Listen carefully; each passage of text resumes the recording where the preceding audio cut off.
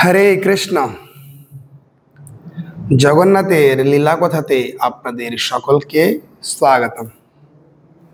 আমরা ধারাবাহিক পতিত পাবন জগন্নাথ লীলা কথা আমরা শ্রবণ করছি। তো গত পরশুদিন এই রথযাত্রা অতিবাহিত হয়েছে। ভগবান জগন্নাথ তিনি রথের উপরে অধিষ্ঠিত হয়ে তিনি তার ভক্ত অভক্ত সকলকে তিনি দর্শন দিয়েছেন। তার মাধ্যমে তিনি তার বিশেষ কৃপা আশীর্বাদ প্রদান করেছেন। তো ভগবান জগন্নাথ কত কৃপালু, যে জগন্নাথকে আমরা দর্শন করার জন্য পুরী যায়, লালায়িত হয় দর্শন করার জন্য, সেই জগন্নাথ আজকে প্রত্যেক গ্রামে প্রত্যেক পাড়ায় পাড়ায় তিনি বিদ্যমান অবস্থান করছেন। এবং তিনি এই রথযাত্রা উপলক্ষে তিনি সেই পাড়ার পথে পথে বেরোয় বিভিন্ন মানুষদেরকে দর্শন দেওয়ার মাধ্যমে তার কৃপা আশীর্বাদ প্রদান করার জন্য। তো ভগবান সর্বদাই কৃপাময়, করুণাময়, উদার। তো আমরা বিভিন্ন ভগবানের জগন্নাথের লীলা কথার মাধ্যমে আমরা দেখতে পাচ্ছি কি তিনি কত উদার, কত আনন্দময়। এইরকম শ্রী জগন্নাথের কে আশ্রয় নেবে না? যারা এই জগন্নাথের আশ্রয় থেকে বঞ্চিত হবেন তারা সত্যি নিজেকে হতভাগা, দুর্ভাগা মনে করা উচিত। কেন জগন্নাথ আমাদের কৃপা করার জন্য তিনি সকলের বাড়িতে অবস্থান করছেন প্রায় এবং তিনি রথযাত্রা উপলক্ষে আমাদের রাস্তাতেও তিনি বেরিয়ে আসছে আমাদের দর্শন দেওয়ার জন্য। তাহলে আমরা কেন নিজেকে এত হতভাগ্য রাখবো? তার কৃপার থেকে কেন বঞ্চিত রাখবো? তা আজকে আমরা আরেকজন মহান ভক্তের কথা শ্রবণ করব, যার মনোভাব, যার মানসিকতাকে জগন্নাথ গ্রহণ করেছিলেন। ভাবগ্রাহী জনার্দন। গত ক্লাসে আমি বলেছিলাম কি হার্ট টু হার্ট কেউ যদি আদান প্রদান করতে পারে জগন্নাথের সঙ্গে, তাহলে জগন্নাথ সেই ভক্তের জাতি বিচারকে ভেদ করে তিনি সেটা গ্রহণ করেন। আমরা আজ দেখব একজন মহান বৈষ্ণব, তার মানসিকতাটাকে জগন্নাথ গ্রহণ করেছিলেন, তার মানসিকতাটাকে তিনি গ্রহণ করেছিলেন এবং তার জন্য তিনি তাকে স্বয়ং প্রকট হয়েছে এবং অন্যজনকে তিনি শিক্ষা দিয়েছেন কি অহম ভক্ত পরাধীন এবং নমে ভক্ত অপ্রণচ্ছতি, আমার ভক্তের কখনো বিনাশ হবে না। যোগক্ষমম বহমম, আমি তাকে রক্ষা প্রদান করব। তো আমরা দেখবো এই লীলার মাধ্যমে কিভাবে ভগবান সেই সমস্ত তার বাক্যর পুষ্টি প্রদান করেন তিনি। তো আসুন আমরা জগন্নাথের এই একজন মহান ভক্তর সঙ্গে যে আদান প্রদান, সেই আদান প্রদানের কথা আমরা শ্রবণ করি। তো দর্জি ও জগন্নাথ, একজন দর্জির সঙ্গে জগন্নাথের আদান প্রদান হয়েছে। ভাবুন, দর্জি কাপড় সেলাই করে, অনন্ত কোটি ব্রহ্মাণ্ডের মালিক তার সঙ্গে আদান প্রদান করছেন। চিন্তা করবেন একটু, সামান্য আমাদের একটা দেশের মন্ত্রী, মুখ্যমন্ত্রী, প্রধানমন্ত্রী, দুটো মন্ত্রী হয়, আমরা তাদের সঙ্গে সাক্ষাৎ পাই না, সৌভাগ্য হয় না আমাদের। আর ইনি অনন্ত কোটি ব্রহ্মাণ্ডের মালিক, তিনি কিনা একজন দর্জির সঙ্গে তিনি আদান প্রদান করছেন। ও সৌভাগ্যবান এই দর্জি। তো এই দর্জি কেমন ছিল আমরা আজকে জানি। এই দর্জি দিল্লিতে বাস করতেন এবং এর নাম ছিল পরমেষ্টি। কিন্তু তিনি দেখতে খুব একটা ভালো ছিল না, কুৎসিত রূপ দেখতে, কুবজা ছিল। কিন্তু তিনি ছিলেন সকল সদ্গুণে অধিকারী। তিনি কুবজা হলে কি হবে? তিনি কুৎসিত হলে কি হবে? সদ্গুণের তিনি অধিকারী ছিলেন।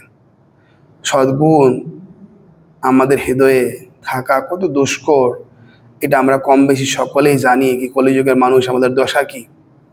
ভগবান তাই তার প্রতি আকৃষ্ট। দেখুন ভগবান একজন দর্জির সঙ্গে কেন আদান প্রদান করছেন, বলছেন সমস্ত সদ্গুণে তিনি পরিপূর্ণ ছিল। বর্ণনা দিয়েছে,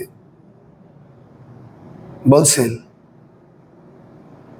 যস্যস্তি ভগবত ভক্তির অকিঞ্চনা সর্বৈ গুণে সমাসতে সুরা। যার ঈশ্বরে মতি আছে, যিনি ঈশ্বরকে সর্বশ্রেষ্ঠ, সর্বোপাধ্য, সর্বপূজ্য সর্ব আরাধ্য মনে করেন। তিনি সর্বসতে সর্ব সমাসতে সুরা, তার মধ্যে সমস্ত সুরা মিন্স দেবতাদের গুণ বর্তমান। আর হরাব অভক্তস্য, আর যারা ভগবান শ্রীহরির ভক্ত নয়, ঈশ্বরকে মানে না, ঈশ্বরের কোনো জ্ঞান নাই, তাদের বলছে মনে নাশতি ধাওতে বহি। তো কম বেশি আমরা জানি কি প্রত্যেকটা মানুষই আমরা যারা ঈশ্বরকে মানি না, নাস্তিক, নাস্তি বুদ্ধি অযুক্তস্য নচাযুক্তস্য ভাবনা নচা ভাবয়ন্তে শান্তি অশান্তস্য কোতোষ কম। সেই ব্যক্তিদের মন অশান্ত, আর যাদের মন অশান্ত তাই তাদের জীবনে শান্তি নেই, তারা ঈশ্বরকে মানেই নেই, তাই তারা গীতা ভাগবতের সিদ্ধান্ত জানে না, তাই তাদের সময় কেমন করে অতিবাহিত করতে হয় সেইটুকু তাদের জ্ঞান নাই। একজন বড় বড় বিদগ্ধ পণ্ডিত, এই সংসারে তারা পণ্ডিত নামে পরিচিত, কি তাদের যদি জিজ্ঞাসা করতে হয়, জিজ্ঞাসা করা যায় যে কখন ঘুমাতে হয়, কখন ঘুম থেকে উঠতে হয়, কি খেতে হয় কি খেতে নেই, বলতে পারবে না, মুখ বন্ধ হয়ে যাবে কথা শুনে। এইটারও আবার নিয়ম আছে নাকি? আরে তুমি মনুষ্য জন্ম লাভ করেছো, মানুষ্য জীবনটা হচ্ছে অত্যান্তিক তীক্ষ্ণ জীবন। বলছে খুরস্ত ধারায়াম, খুব বিচার করে হাঁটতে হয় এই মনুষ্য জীবনটা। ছাগল কুকুর বিড়ালের মতো নয়, পাগলে কিনাই বলে আর ছাগলে কিনাই গায়। মনুষ্য জীবনটা এরকম নয়। তো আমরা মানুষ অন্যতম দুর্লভ মানুষ জন্মটা দুর্লভ, পাওয়া যায় না। বহু নাম জন্ম নামান্তে, এবং বহু জন্মের পরে এই দেহ প্রাপ্ত হওয়া যায়। আর এই দেহ পেয়েও যদি কেউ কুকুর ছাগল বিড়ালের মতো আহার নিদ্রা ভয় মহেতুনঞ্চ সামান্য এতৎ পশু বিনারানাম এরকম জীবনযাপন করে, তাহলে তার মানুষ্য দেহ প্রাপ্ত হওয়ার কি প্রয়োজন ছিল? তিনি নর্মাল দেহতে এগুলো তো প্রকৃতি দিয়ে দেয়। স্কুল কলেজ ইউনিভার্সিটি যেতে হয় না, কোম্পানিতে জব করতে হয় না, নিজের ব্যবসা করে এগুলো সংগ্রহ করতে হয় না, দৈবে প্রকৃতি দিয়ে দেয়। মানুষ্য দেহ পেয়েছে মানে be careful, is your life, this life is very important life, not death grasping life is very important, so be careful always and all time, very careful. তাই প্রত্যেকটা মানুষকে তার জীবন নিয়ে চর্চা করা উচিত, বোঝা উচিত কি তার কত তপস্যা বলে, তার মা বাবার তপস্যা হোক, তার নিজের তপস্যা বলে হোক, বা সাধুগুরু বৈষ্ণবের আশীর্বাদে হোক, এই মানুষ্য দেহ প্রাপ্ত হয়েছে। এই মানুষ্য দেহকে কেমন চালাতে হয় শিখতে হবে। আর এগুলো নর্মালি শেখা যায় না, এগুলো সাধুগুরু বৈষ্ণবদের আশ্রয়ে আসতে হয়, তাদের নির্দেশ অনুযায়ী গীতা ভাগবতকে অধ্যয়ন করে জীবনে ব্যবহার করতে হয়, তবে তো পারবে। নাহলে আজকে আমরা দেখবো হাজারো চেষ্টা করে আমাদের সন্তানকে, আমার পরিবারকে প্রতিপালন করার চেষ্টা করছি, কই কিন্তু ধরা ছোঁয়ার বাইরে। তো আমাদের সন্তানরা আমাদের মতো না, আমরা আমাদের সন্তানদের মতো না, আমি আমার স্ত্রীর মতো না, স্ত্রী আমার মতো না। বিড়ম্বনা, এই সংসারে বিড়ম্বনা সৃষ্টি হয়েছে। আর এই সংসার আমরা যদি জানি না, তো এই বিড়ম্বনার অবস্থাতেই মানে প্রায় অন্তরে মৃত অবস্থায় আমরা বিচরণ করছি। কিন্তু পরমেষ্টি এমনটা ছিল না, তিনি ভগবানকে মানতেন, তিনি ভগবানের কথা মতো জীবনযাপন করতেন। বলছেন সমস্ত সদ্গুণে তিনি ভূষিত ছিলেন। এক ভক্ত পরিবার তার জন্ম হয়েছিল। ভক্ত মিস প্রথমে ভক্তের ডেফিনেশনটাই হচ্ছে কি তিনি ভগবানকে মানেন, ভগবানকে জানেন, তার কথা মতো জীবনযাপন করার জন্য সংকল্পবদ্ধ, তাই তিনি ভক্ত। আর তিনি ভক্ত পরিবারে জন্মগ্রহণ করেছিলেন। তিনি ছিলেন একজন আত্মতত্ত্ব সম্পন্ন ব্যক্তি। আত্মতত্ত্ব, তিনি আত্মার শরীরের ভেদ জানতেন। আমরা মনে করি মন বুদ্ধি আত্মা সব এক, but everything is not equal. This is everything different. মন আত্মা তিনটেই আলাদা। কিন্তু আপনারা জানবেন কি করে? যারা গীতা ভাগবত চর্চা করেন জানবেন কি করে? সদ্গুরুর আশ্রয়ে যাননি, জানবেন কি করে? তাই মনে নাস্তাতি ধাবতে বহি, মন যা বলে তাই করো। আরে পাগল, মন যা বলে যদি তাই করো তাহলে তো হয়ে গেল জীবনযাত্রা। তোমাকে জানতে হবে কি মন সর্বদাই বুদ্ধির কন্ট্রোলে চলে, আর এই বুদ্ধি সর্বদাই আত্মার কন্ট্রোলে চলে। এর আত্মা সর্বদাই পরমাত্মার কন্ট্রোলে চলে। যখন কোনো মানুষ এইরকমভাবে তার জীবনকে অতিবাহিত করেন, সেই মানুষটার জীবনটাকে বলা হয়েছে দুর্লভ, এবং এই পৃথিবীর সর্বশ্রেষ্ঠ মানুষ বলে তিনি গণ্যিত হন। এই পৃথিবীতে বর্তমান যারা এখন আচার্য, গুরুবর্গ, গুরু পরম্পরার দ্বারা ভগবান যে পরম্পরাকে রেকমেন্ড করেছেন, সেই পরম্পরার অন্তর্ভুক্ত যারা গুরু হয়েছে, তারা এই পৃথিবীর সর্বশ্রেষ্ঠ, সর্বপূজ্য, সর্ব আরাধ্য, তারা দেবতুল্য। এইসব ব্যক্তিরা দুর্লভ, এদের আসলে আমরা যাইনি, তাই কি করে বুঝবো কি আত্মা কে দেহ? আত্মার শরীর কিন্তু এক না। যদি আত্মার শরীর এক হতো, তাহলে যখন মানুষ শরীর থেকে আত্মা বেরিয়ে যায়, তখন তার পরিবারের মানুষরা কান্না করে বলে আমার স্বামী ছেড়ে চলে গেল। কারো বাবা মারা গেলে সে বলে আমার বাবা ছেড়ে চলে গেল। কে চলে গেছে? শরীর তো একদম রয়েছে, তোমাদের সামনে সব কিছু রয়েছে। এখন তুমি বলছো আমার বাবা ছেড়ে চলে গেছে, আর এতদিন বলছিলে এইটাই আমার বাবা, তাহলে দুটো অবশ্যই আলাদা না? শরীর পড়ে আছে, তুমি বলছি চলে গেছে। তো এই বর্ণনা যদি জানতে চান, তাহলে আপনারা ভক্তদের সঙ্গে যোগাযোগ করুন, ভগবদ গীতা পড়ুন। আমরা গীতা পড়াচ্ছি, আপনারা আমাদের কাছে আসুন, এই গীতা শিখুন। প্রত্যেক সোমবার নিয়মিত আমি গীতার গূঢ় রহস্য কথা আলোচনা করি, শ্রবণ করুন আপনারা এই পবিত্র গীতার কথা, এবং মানুষের জীবনে প্রয়োগ করে মানুষের জীবনটাকে মানুষের মতো হাঁটান। কেন কুকুর, ছাগল, বেড়ালের মতো জীবনযাপন করার জন্য এত উদ্যত হয়েছেন? কুকুর, ছাগল, বেড়ালের মতো জীবনযাপন করবেন আর আশা করবেন অন্যতম জীবন লাভ লিড করা, কি করে পসিবল? দশাটা হয়ে গেছে, আমরা মেডিকেল সায়েন্স না পড়ে ডাক্তার হতে চাই। তো আমাদের কাছে পেশেন্ট আসবে, ভয়ে আসবে না। ছুরি নিয়ে থাকলেই যে অপারেশন করার জন্য রোগীরা আসবে এমনটা নয়, কিন্তু জানতে হবে এগুলো। বলছেন আত্মতত্ত্ব ব্যক্তি ছিলেন তিনি, এবং বিষ্ণুকে তিনি তার জীবন ও আত্মা বলে গ্রহণ করেছিলেন। দেখছেন এই পরমিষ্টি, দেখতে কুৎসিত ছিলেন, কুবজা ছিলেন, মানসিকতা দেখেছেন? এই জন্য বলছে বিক্ষ তোমার নাম কি, ফলে না পরিচয়। ব্যবহার বলে দেয় কি মানুষটা কেমন। কিন্তু আমাদের নেচার হয়ে গেছে, আমি যেভাবে স্যুট বুট টাই পরে আছি, এটার দ্বারাই আমি পরিচিত, আমি কত অন্যতম লোক। গীতাতে বলা হয়েছে যতক্ষণ ব্যক্তি তার মুখ খুলছে না, ততক্ষণ বোঝা যায় না কি ব্যক্তিটা কেমন। মুখ খুললেই বোঝা যায় সে কত বড় মূর্খ। এই মূর্খের বর্ণনা আলাদাভাবে করা হয়েছে। মানুষ কথা দেখুন, তিনি বিষ্ণুকে তিনি আত্মাস্বরূপ মনে করেছে। এইরকম মানসিকতা না থাকলে এই মানুষ্য জীবনটাকে সঠিকভাবে বহন করা যায় না।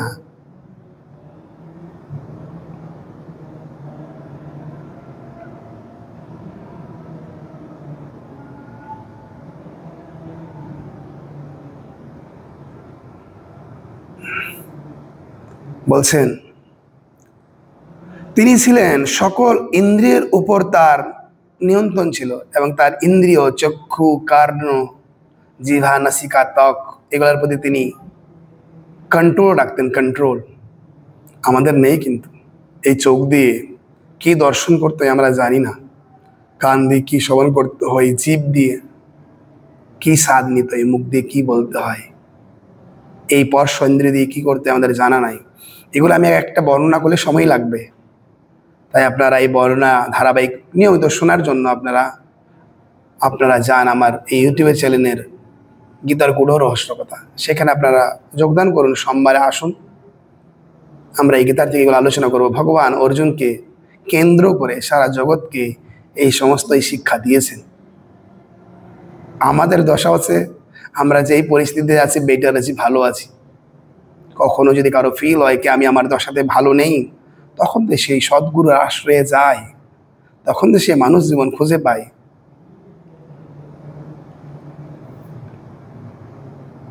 সেই সঙ্গে তিনি ছিলেন সত্যবাদী। সম্ভব আপনি সত্যবাদী হতে পারবেন? কলিযুগে সত্যবাদী হতে পারবেন? আমাদের একজন মহারাজ বলেন, কলিযুগে সত্যযুগে ছিল মিথ্যা কথা বলবেন তার জন্য ভয় পাতেন পাপ হয়ে যাবে বলে। সত্যি যুগে কলিযুগে সত্য কথা বললে সমস্যায় পড়বে বলে আর সত্য কথা বলে না, মিথ্যা কথার আশ্রয় নিয়ে যায়। সত্যবাদী আপনি হতে পারবেন তো কলিযুগে সত্যবাদী? পদে পদে কোথায় কোথায় আমরা মিথ্যাবাদী, মিথ্যা কথা বলি, মিথ্যার আশ্রয় নিই। মিথ্যার না আশ্রয় নিলে আমাদের চলবেই না। তিনি ছিলেন সত্যবাদী। এই জন্যই তো ভগবান তিনি তার ভক্তর সঙ্গে আদান প্রদান করছেন। ভগবানকে আমরা দর্শন করতে চাই, ভগবানের কৃপা আশীর্বাদ পেতে চাই, কিন্তু জানি না কিভাবে তার কৃপা আশীর্বাদটা আমি লাভ করব, কিভাবে প্রভু আদান প্রদান করেন। এই জন্য আমরা মনে করি হয়তো ভগবান নেই। আমরা নর্মাল লোকের সঙ্গে মুখে কথা বলি, উনি রিপ্লাই দেয়। ফিলিংস আমরা ব্যক্ত করি, সেই ফিলিংসের অনুভূতি অনুভব করে উনি এবং রিপ্লাই দেয়। ভগবান তো এগুলো কিছুই করেননি। তাই আমরা মনে করি ভগবান নেই। আরে হাম পাবলিক আর ভগবান দুটো কি সেম নাকি?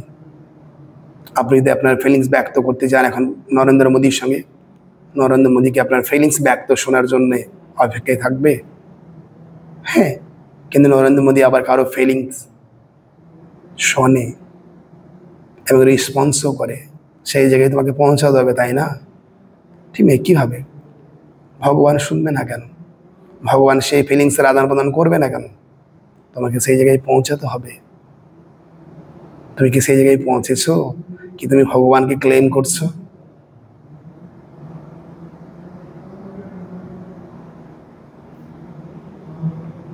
তৎসঙ্গে বলছেন, ক্রোধ মোদ মাৎসর্য প্রভৃতি দোষ থেকে তিনি মুক্ত ছিলেন। ক্রোধ ছিল না তার কাছে, মদও ছিল না, আর মাৎসর্যও ছিল না। মাৎসর্য নর্মালি আমাদের নেচার হচ্ছে, সাধুদের নেচার হচ্ছে পর দুঃখে দুঃখী, পর সুখে সুখী। আর অন্যদের নেচার হচ্ছে পর সুখে দুঃখী আর পর দুঃখে সুখী, উল্টো। মাৎসর্য, আমরা কেউ ভালো কারো ভালো হবে আমরা দেখবো, আনন্দ পাবো, আমাদের হৃদয়ে অনুভূতি নয়। আমরা হচ্ছে কাঁকড়ার জগতে বাস করছি। বলা হচ্ছে যখন একটা গাড়িতে নিয়ে অন্য জায়গায় কাঁকড়াদের নিয়ে যাওয়া হয়, তো তাদের যেখানে রাখা হয় তাদেরকে খোলা রাখা হয়, বন্দি করে রাখা হয়নি। কেন জানেন? না, একটা কাঁকড়া যখন ওই জায়গার থেকে উঠে বেরোতে যাবে তখন অন্য কাঁকড়া তাকে ধরে আবার নিচে নামিয়ে দেবে। তো এই জগতের মানুষের মানসিকতা হচ্ছে এইরকম, কে কারো ভালো দেখতে চায় না। যদি নতুন কেউ ভক্তি জীবনে আসে, ভগবানকে মানতে শুরু করে, তার মানুষের জীবনকে সঠিকভাবে হাঁটাতে শুরু করে, তার পরিবার আত্মীয় স্বজন বন্ধু বান্ধব বলে, হ্যাঁ রে তোর কি ভ্রম ধরেছে, তোমার কি ভীমরতি হয়েছে, তুমি কি পাগল হয়েছো, এই বয়স থেকে এগুলো করছো? ও মা, দেখো ছেলেটা আগে কত উজ্জ্বল ছিল, এখন একবারে হ্যাংলা পাতলা হয়ে গেছে, তার মুখের জ্যোতি যেন হারিয়ে গেছে। এভাবে আমাদের ডিমোটিভেট করে দেয়, ভালো দেখতে পায় না। ভগবানের আশ্রয় থেকে ছেলেটা যে তার মঙ্গল করছে, অন্ধ সে নিজে জানে না, তাই অন্য মানুষকে সঙ্গে নিয়ে অন্ধকে নিয়ে গর্তে পড়ার জন্য উদ্গ্রীব হয়ে থাকেন। তিনি জড় বিষয়ে সম্পূর্ণ অনাসক্ত ছিলেন এবং সর্বদাই আনন্দ উৎফুল্ল থাকতেন। তিনি জড়জগতের অনিত্যতা উপলব্ধি করেছিলেন, সেই জন্য নিরন্তর ভগবানের দিব্য নাম জপ কীর্তনে রত থাকতেন। খুব গুরুত্বপূর্ণ কথা বললেন। প্রথম কথা, তিনি জড় বিষয়ের প্রতি অনাসক্ত ছিলেন। তিনি প্রথমে এটা জানতেন কি সব কিছু হচ্ছে ঈশ্বরের, আর আমরা মনে করি সবকিছু আমার, সবকিছু ঈশ্বরের। তাই তিনি অনাসক্ত ছিলেন। তৎসঙ্গে খুব ইম্পর্টেন্ট কথা বললো, খুব ইম্পর্টেন্ট। এইরকম না হলে ভগবান আদান প্রদান করবে না। বলছেন তিনি এই জড়জগতের অনিত্যতা উপলব্ধি করেছিলেন, সেই জন্যেই নিরন্তর ভগবানের দিব্য নাম জপ কীর্তনে তিনি রত থাকতেন। এটা খুব গুরুত্ব। ভক্ত অভক্ত, যারা ভক্ত বিশেষ করে হচ্ছেন, শুনে রাখুন, যতদিন অব্দি আপনি এই জগতের অনিত্যতা অনুভব করতে পারছেন না, ততদিন আপনি ভগবানের ভাবনাতে একবারে তন্ময় হতে পারবেন না। আপনাকে বুঝতে হবে কি ভগবান এই জগৎটাকে কেমন বানিয়েছেন। অসাতম দুঃখালয়, অসাতম মানে পৃথিবীতে সবকিছু জিনিস নাশবান। আপনারা কি কখনো এটা অ্যানালাইজ করেছেন কি এই পৃথিবীর একটা ব্যক্তি নেই, পৃথিবীর একটা ব্যক্তি নাই এবং একটা বস্তু নাই যেটা নিত্য, কোনোদিন নষ্ট হবে না, এবং কোনো ব্যক্তি নেই যে এমন জিনিস তিনি বানিয়েছে যেটা কোনোদিন নষ্ট হবে না। কেমন ক্রিটিক্যাল জায়গায় বাস করছেন, এটা যদি আপনি অনুভব না করেন তো কি করে আপনি নিজেকে সেফটি দেবেন, কি করে নিজের পরিবারকে সেফটি দেবেন, কিভাবে দেশকে সমাজকে আপনি সেফটি দেবেন, কি করে আশা করতে পারেন আপনি? আপনার আশা করা কি বিফলে যাবে না? আপনার সময়কে আশা করলে নষ্ট হবে না? এইটাকে আপনি আপনার বুদ্ধিমত্তার পরিচয় দিচ্ছেন?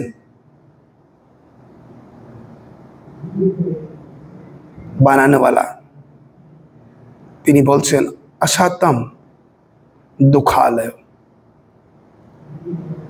আমি এই জগৎটাকে নাশবান বানিয়েছি জীবকে এটা অনুভব করার জন্য কি তোমাদের এখানে বাসস্থান নয়, স্বরূপে সকলের হৈকলোকে স্থিতি। যেদিন জীবের এটা অনুভব হয়ে যাবে যে আমি ভক্তা নয়, অহম নহম অহম ন ভক্তা, আমি ভক্তা নয়, আমি হচ্ছি সেবক, আমি সেবক। যতক্ষণ জীব এটা অনুভব করবেন আমি সেবক, ততদিন তিনি ভগবানের কাছে কিভাবে ফেরবে? তাই যাতে জীব এটা বুঝতে পারে ভগবান এটা অনিত্য বানিয়েছে, স্বরূপে সকলে হৈকলোকে স্থিতি। যেদিন আমরা এটা বুঝতে পারবো আমরা ঈশ্বরের সন্তান, আমি ঈশ্বরের দাস, আমার জীবনটাই হচ্ছে ঈশ্বরের বিধিবিধান করার জন্য অতিবাহিত করা, তখন আমরা ভগবানের কাছে ফিরে যাব। তাই ভগবান এটাকে দুঃখালয় বানিয়েছে। অনেকজন প্রশ্ন করতে পারে কি তিনি আমাদের পিতা, তিনি পিতা হয়ে করে কেমন নির্দয়ী, তিনি আমাদের দুঃখ দিচ্ছেন? তাই ঈশ্বর বলছেন অ্যাকচুয়ালি মঙ্গল আর অমঙ্গলের বিচার তোমার করার শক্তি নেই। তো তোমার দৃষ্টিভঙ্গিতে হচ্ছে দিলেই মাসি, না দিলেই সর্বনাশী। তোমার বিচারধারা হচ্ছে এরকম দিলেই মাসি, মানে কেউ দিলেই ভালো আর কেউ না দিলেই খারাপ। কিন্তু আমি তো সর্ববিজ্ঞ, সর্বজ্ঞানী, সর্বশ্রেষ্ঠ, সর্ব উন্নতম, আমি তো সব জানি, আমি ত্রিকালজ্ঞী। আমার কাছ থেকে সমস্ত কিছু প্রকাশিত হয়েছে এবং এক সময় সবকিছু আমারই মধ্যে বিলীন হয়ে যাবে। আবার আমি ইচ্ছা করলে আমি আবার এই জগৎকে পুনঃ সৃষ্টি করব। তাই আমি জানি কোথায় কি আছে আর কিভাবে তা লাভ করা যায়। তাই মঙ্গল অমঙ্গল, খারাপ ভালোর বিচার আমি জানি। তাই তোমাদের জন্য তো আমি দিয়েছি গীতা ভাগবত, যাতে তোমরাও বুঝতে পারো কোনটা খারাপ কোনটা ভালো।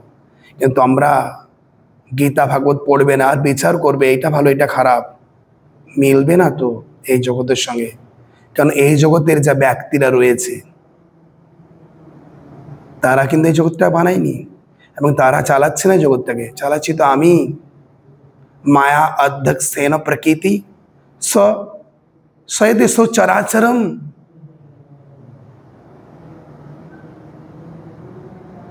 বলছে প্রকৃতি ক্রিয়মানানি গুণে কর্মানি সর্বস্ব। কিন্তু মূর্খ মনে করে অহংকার বিমূঢ়াত্মা, মূর্খ মিথ্যা অহংকার, তিনি মনে করে আমি পরিচালনা করছি। অহংকার বিমূঢ়াত্মা কর্তা অহম ইতি মন্যতে, তিনি নিজেকে কর্তা মনে করেন। সংসারে যদি আমি না থাকি তাহলে আমার স্ত্রী পুত্র পরিজন কিভাবে তাদের জীবনযাপন করবে? আরে মূর্খ, যখন তুমি একজন স্বামী যদি মনে করে, তো যখন তুমি ওর পরিবারে ছিলে না, ও কিন্তু এভরিথিং ইজ পাচ্ছিল, সব কিছু পাচ্ছিল, কিন্তু তার বাবার তত্ত্বাবধানে। এবং তুমি চলে যাওয়ার পর তুমি দেখো না, অনেকজন বিধবা হয়ে গেছে, মানে কোনো স্ত্রী স্বামী মারা গেছে, বিধবা হয়ে গেছে, তার ছেলে মেয়ে আছে, তারা কি জীবন জীবন করে না? ভ্রমে আছে। তা একটা কথা আছে, জেব দিয়েছে যে আহার দেবে সে। লক্ষ্মীমাতার তো একটা গল্পই আছে। লক্ষ্মীমাতা পরীক্ষা করতে চেয়েছিলেন, তিনি একটা পিঁপড়েকে সুন্দরের কটার মধ্যে ভরে রেখে দিয়েছে, এবং তিনি বিষ্ণু কথা দিয়েছিলেন, আমি সমস্ত জীবকে আগে খাওয়াই, তারপর আমি খাই।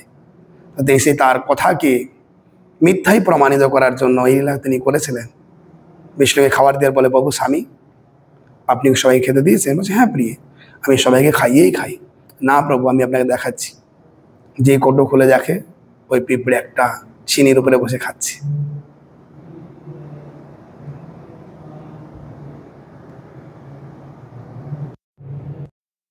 আর বসে পালাবে কোথায়? তাকে মিথ্যা কথা বলবে কি করে? তার সঙ্গে চিটিং করবে কি করে? বুকের ভিতরে সব থেকে নিকটে তোমার যদি কেউ আছে, সেটা হচ্ছে ঈশ্বর। তাই তুমি কি করছো, সব কিছু প্রথমে তিনি জানেন। এই পরমেশটি নিরন্তর ভগবানের দিব্য নাম। তার স্ত্রী বিমলা দেবী ছিলেন অত্যান্তিক সুদর্শা ও বিনীত স্বভাব, এবং অনেক সদ্গুণের অধিকারী তিনি ছিলেন। তিনি সর্বদাই তার স্বামীর সেবায় নিয়োজিত থাকতেন। তাদের 3টি পুত্র ও 2টি কন্যা ছিল।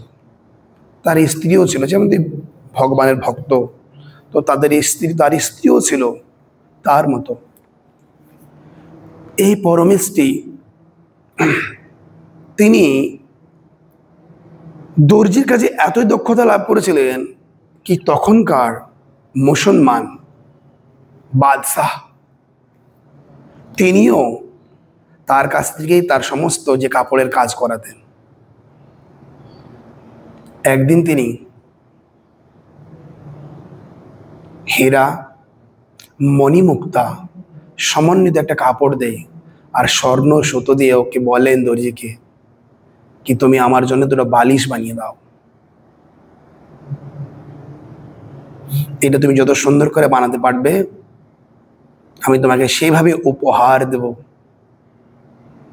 কিন্তু মনে রেখো, এই বালিশটা বিভিন্ন ফুল দিয়ে সুন্দর থাকবে, কিন্তু যেন কোনো সেলাইয়ের কোনো দাগ না দেখা যায়। এবং পরমেশটি যখন এই কাপড়টা দেখেন, দেখার সঙ্গে সঙ্গে তার সৌন্দর্যে তিনি মোহিত হয়, এবং তার কাপড়ে সেই সুগন্ধ দর্শন করে তিনি খুবই আনন্দ পায়। এবং তিনি তৎক্ষণাৎ বিচার করেন কি এইটার যে ব্যবহার করার উপযুক্ত, তিনি হচ্ছেন জগন্নাথ। সাধারণ ব্যক্তি, একজন সাধারণ রাজাকে তার কাছে একজন সাধারণ ব্যক্তি মনে হচ্ছে। তিনি বলছেন, একটু সাধারণ ব্যক্তি কিভাবে এরকম ভোগ করতে পারে? তারপরে যথারীতি তিনি তার বালিশের কাজ শুরু করেন, এবং সেই বালিশের কাজ যখন তিনি শুরু করেন, বালিশ কাজ তিনি সম্পন্ন করেন, এবং বালিশটা দেখে তিনি খুবই আনন্দ পায়। সেই সময় রথযাত্রার সময় ছিল।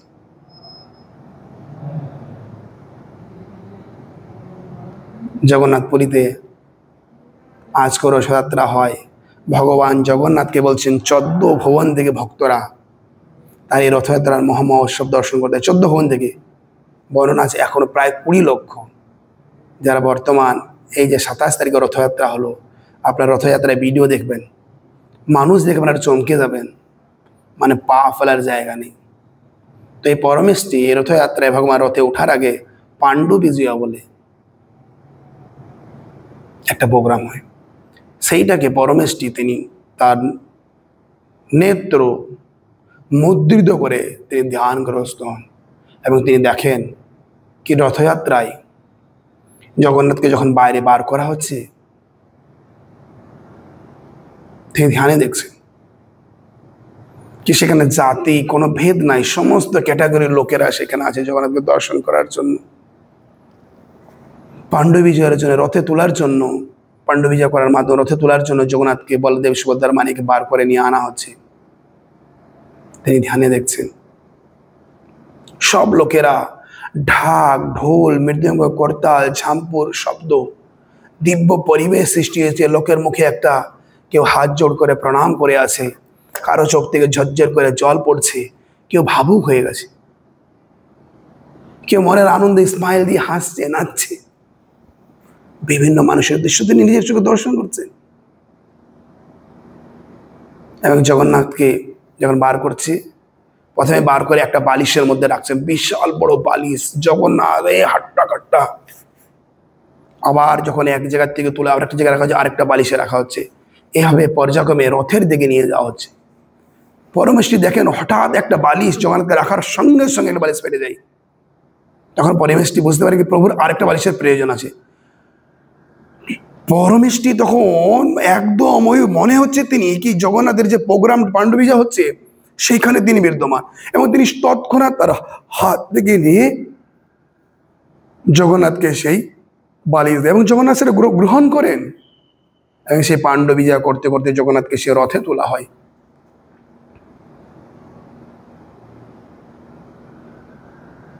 কিছুক্ষণ পরে যখন এই পরমেষ্ঠীর বাহ্য চেতনা ফিরে আসেন, তখন তো কিন্তু এখানে একটা বালিশ নেই। তিনি বিস্মিত হয়ে গেছেন, তিনি ভেবে অবাক হয়ে গেছেন কি করে এটা সম্ভব হলো। তারপরে তিনি বুঝতে পারলেন কি ভগবান জগন্নাথ তার সেবার জন্য আমার মতো তুচ্ছ পাপী অপরাধী ব্যক্তির কাছ থেকে তিনি সেবা গ্রহণ করেছেন। জগন্নাথ এটা তিনি নিয়ে নিয়েছেন আমার কাছ থেকে। তিনি মনে খুব আনন্দ পান, খুব তার হৃদয় আনন্দে উৎপল্ল হয়ে যায় যে আজকে আমার এই যে আমি যখন এই কাপড়টা পাই, মনে ভেবেছিলাম এর উপযুক্ত হচ্ছে ব্যবহার করার উপযুক্ত জগন্নাথ, তো এই জগন্নাথ এটা নিয়েছে। তিনি খুবই প্রীত হন, খুব খুশি হন, কিন্তু তার সঙ্গে অল্প তিনি ভীত হন এই ভেবে যে এটা রাজার বালিশ, রাজা নিতে আসবে, আমাকে দণ্ড প্রদান করবেন। তৎক্ষণাৎ তিনি আবার একটা চিন্তা করেন, এই রাজা কে? আলটিমেটলি রাজা যা কিছু পেয়েছে আমার প্রভুর কাছ থেকে তো সেটা প্রাপ্ত, তো আমাকে দণ্ড দেওয়ার কে সে? আমার প্রভু চাইলে কিছুই করতে পারে। তার কিছুক্ষণ পরেই শোনেন যে রাজার দুই প্রহারী এসে করে পরিবেশটিকে বলেন কি রাজা আমাদের রাজার বালিশ নেওয়ার জন্য পাঠিয়েছে, তো তোমাকে এখনই যাওয়ার জন্য বলেছে। তখন রাজা ওই রাজার দুজন দ্বারপালের সঙ্গে প্রহরীর সঙ্গে পরমেষ্ঠী রাজদ্বারে যায় একটা বালিশ নিয়ে। রাজা যখন পরমেষ্ঠীকে বলেন এবং পরমেষ্ঠী একটা বালিশ দেয়, তখন রাজা চমকে যায়, কি একটা বালিশ কেন? আমি তাকে দুটো বালিশ দিয়েছি। তিনি বলেন এই আরেকটা বালিশ কোথায়? তখন পরমেষ্ঠীর সঙ্গে সঙ্গে রাজার চরণে পড়ে বলে মহারাজ একটা বালিশ জগন্নাথ নিয়েছে। তখন পরমেষ্ঠী না রাজা অল্প স্মেত হাসি দিয়ে, কিন্তু তার মনে আর রাগের জ্বালা দাগ দাগ দাগ করে চলছে। তুমি পাগল নাকি? তুমি উন্মাদ নাকি?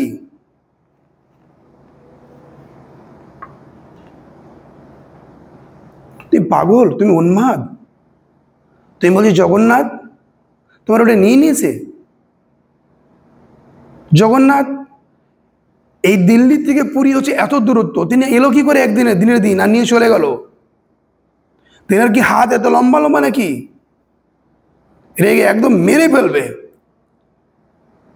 তখন তিনি পরমেষ্ঠী বলছেন আমি মৃত্যুকে ভয় করি না,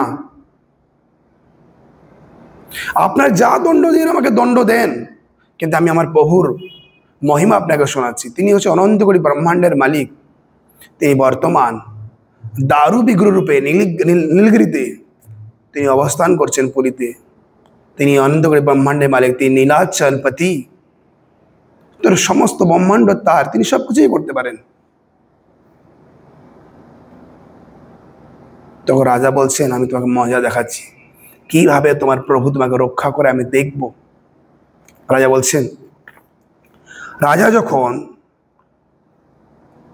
পরমেষ্টির নিকট থেকে এ ব্যাখ্যা শুনলেন, তিনি অত্যন্ত ক্রোধিত হলেন। তিনি বললেন, পাপী নিজ জাতি, এখন আমার কথা শোনো।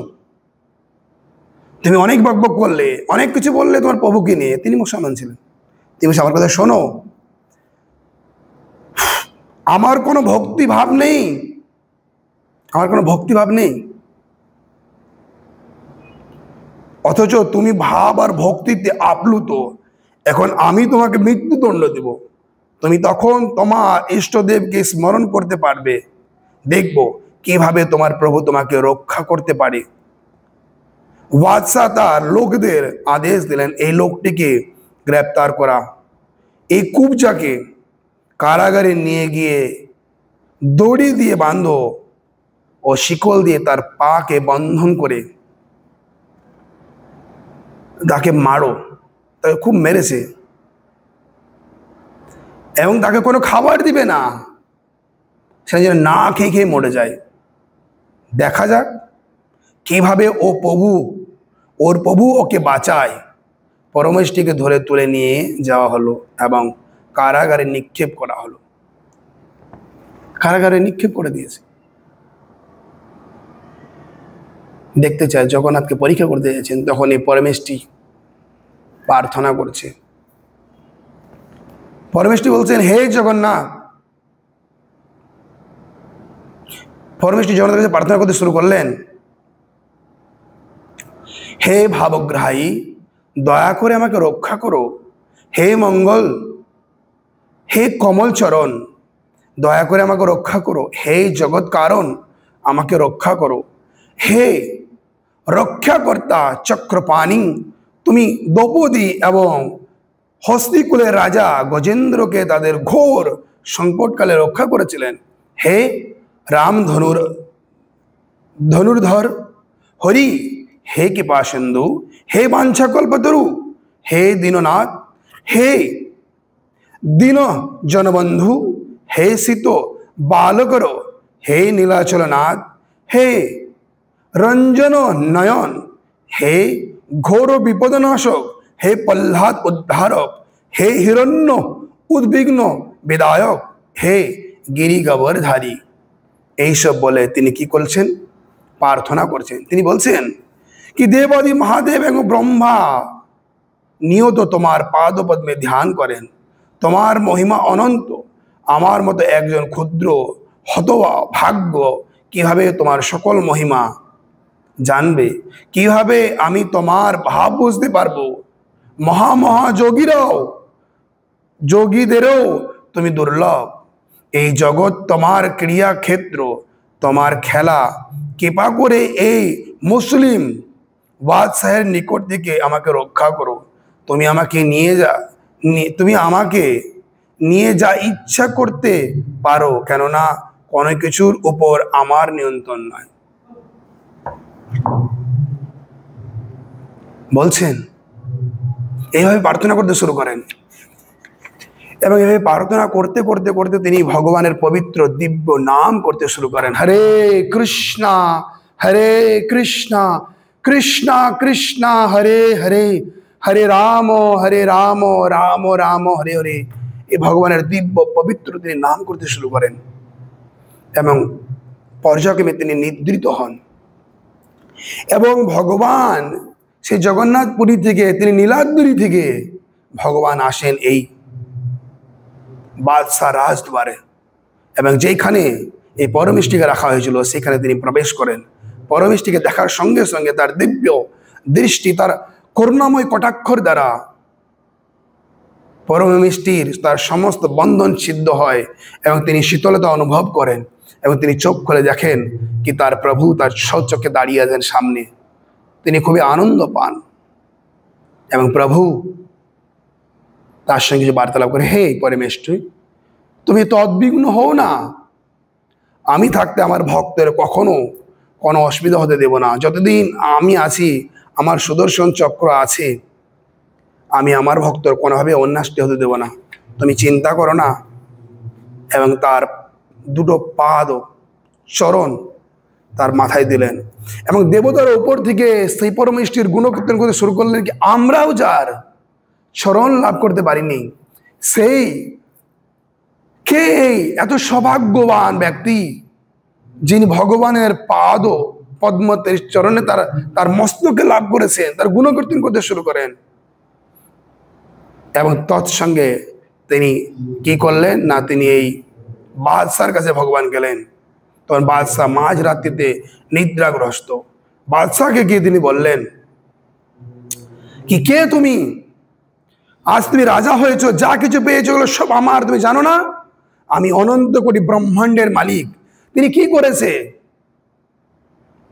তিনি আমার সম্পদ আমাকে দিয়েছে, একটা বালি দিয়েছে আমাকে, তার জন্য তুমি আমার ভক্তকে দণ্ড দিয়েছো? তোমাকে আমি বলছি, তুমি শীঘ্রই গিয়ে আমার ভক্তকে ওই কার থেকে তুমি মুক্ত করো, নইলে তোমার আমি বংশ সহ সকলকে ক্ষুদ্র ক্ষুদ্র করে কেটে আমি শেষ করে দেব।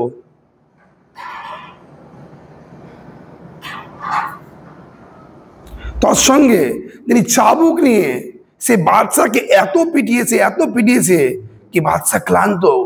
তারপরে ভগবান উধাও হয়ে যায়। বাদশা মনে করছে এটা স্বপ্ন, কিন্তু যখন তিনি উঠতে যায় তার পিঠে এত ব্যথা তিনি উঠতে পারেনি।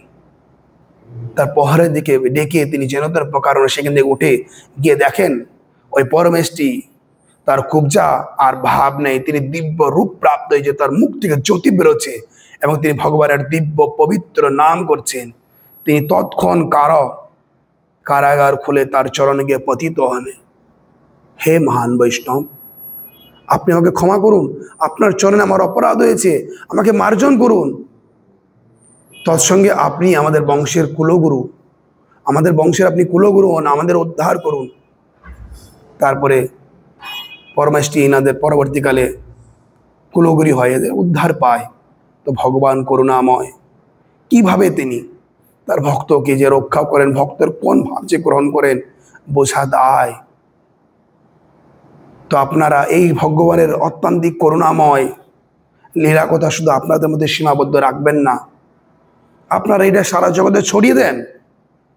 এই ভিডিওগুলোকে আপনারা শেয়ার করবেন কিভাবে আপনাদের বলেছি।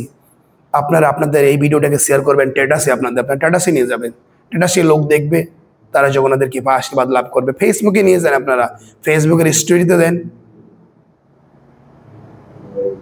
তৎসঙ্গে আপনারা নিজে পাওয়ার জন্য যদি চ্যানেলটাকে সাবস্ক্রাইব না করে থাকেন, চ্যানেলটাকে সাবস্ক্রাইব করুন।